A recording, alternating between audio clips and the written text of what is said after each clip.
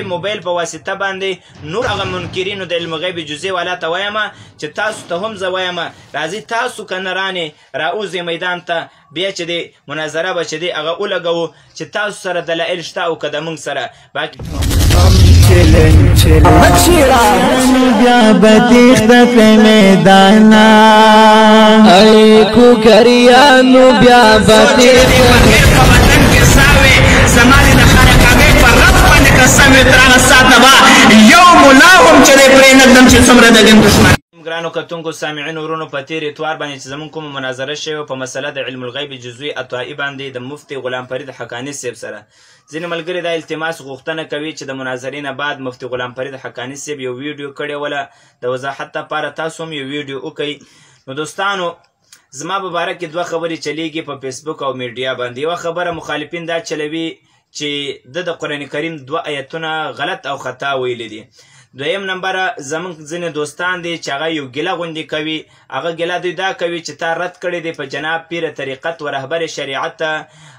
جناب فضیلة الشیخ پیر لعل الرحمن صاحب حفظه الله تعالی و تا په هغوی باندې رد کړی دی. هلکه ولې مې رد کړی دی؟ وایي تا رد ځکه کړی دی چې مفتي غلام فرید حقاني هغه تا ته تجلیات رحمانیه پیش کو چې پیر سه محترمه د علم غیب کلي قائل دی. وایي تا ورته په جواب کې وویله چې دا عقیده زموږ د صیفیانو نه ده کوم چې په دې کتاب کې ده. په لحاظه وایي تا رد وکړلو په چا باندې؟ په جناب پیر سه محترم باندې. او تا ورته تشریحات نابغه د شهید شیخ الاسلام پیش کو چې موږ د علم غیب جزئی عطایي قایل یو د کلي قایل نه یو. لحاظه د دغه خبرو د دې دوه خبرو زه جواب کوم. یم چې د مخالفینو کومه خبره زما په باره کې د ایتو متعلق ده، دویمه چې کومه دوستانو منځ کې کومه ګیله ده د هغې په باره کې.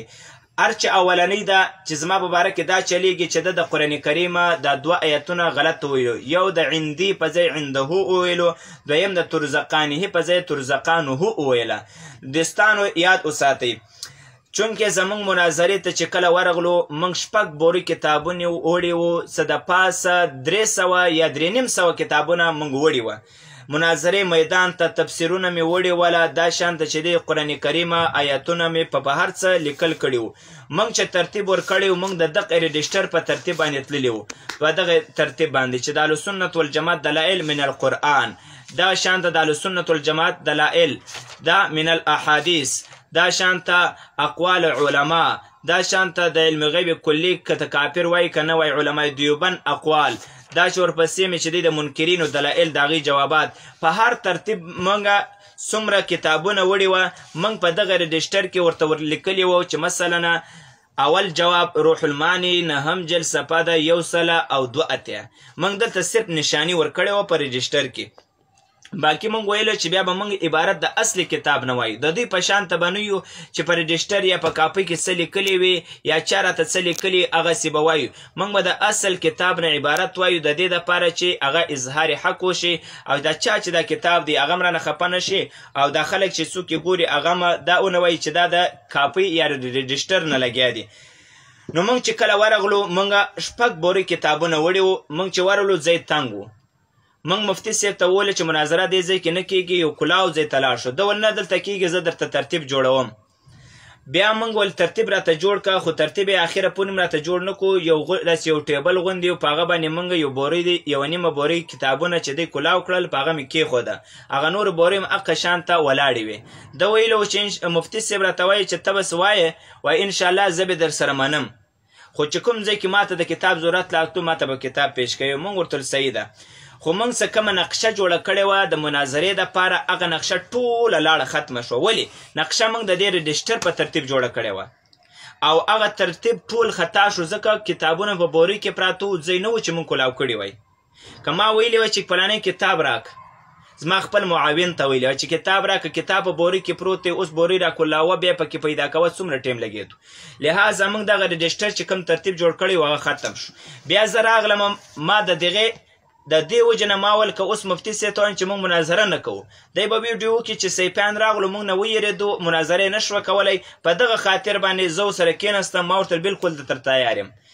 ما ورته د خپل کتاب نه مجموع رسائل نه شروع وکړله. په دې کې چونکې ما آیتونه لیکلي وه، په دې کې آیت راغلی و چې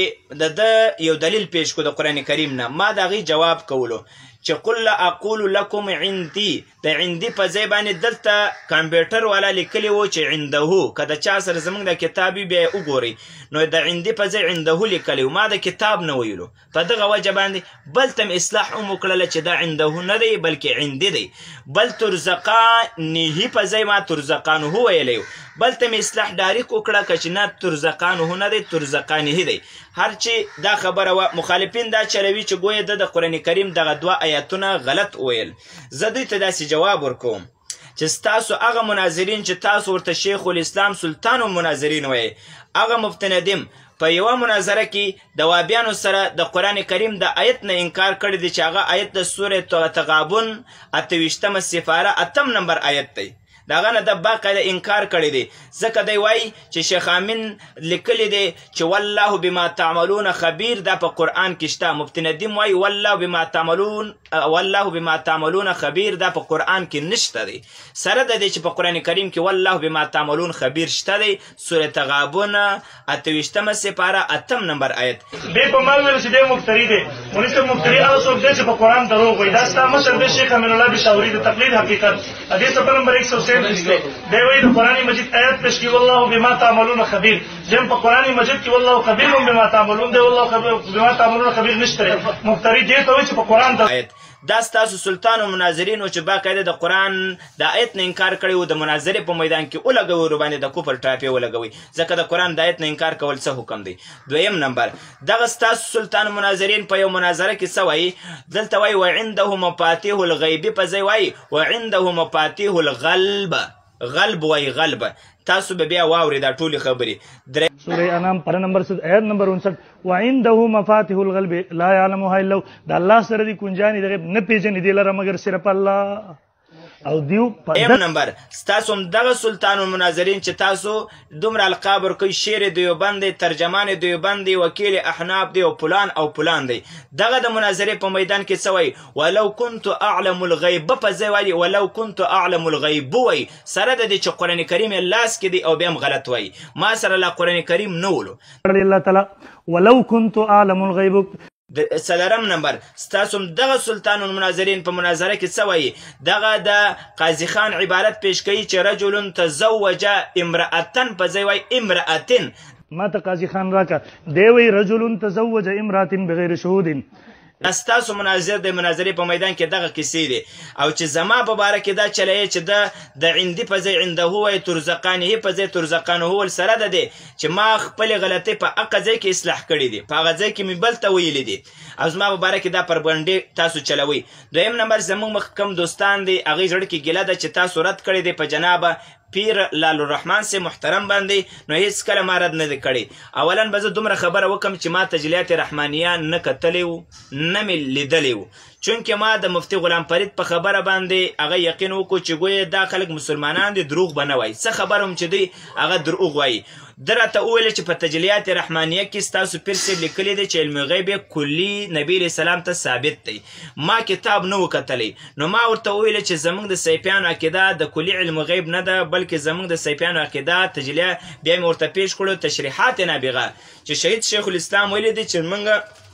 عقیده د علم غیب جزئی اتوایي ده وروسته چې زه راغلم موږ ته ملګري کتاب تجلیات رحمانیه راواستولو چې موږ هغه وکتو په هغه کې داسې لیکلي وو جناب پیر صاحب مبارک حفظه الله تعالی هغه لیکلي وو چې موږ نبي کریم صلی الله علیه وسلم ته علم غیب کلي اجمالي ثابتو نه تفصیلي او دا ظالمانو چې دی موږ ته په هغه ځای کې دا ویل چې ستاسو پیر صاحب دغه عقیده ده نو لهذا زه دا خبره کوم د میډیا او دور ته د میډیا زمانه ده د میډیا په ذریعه باندې ټول مسلمانانو ته چې دغه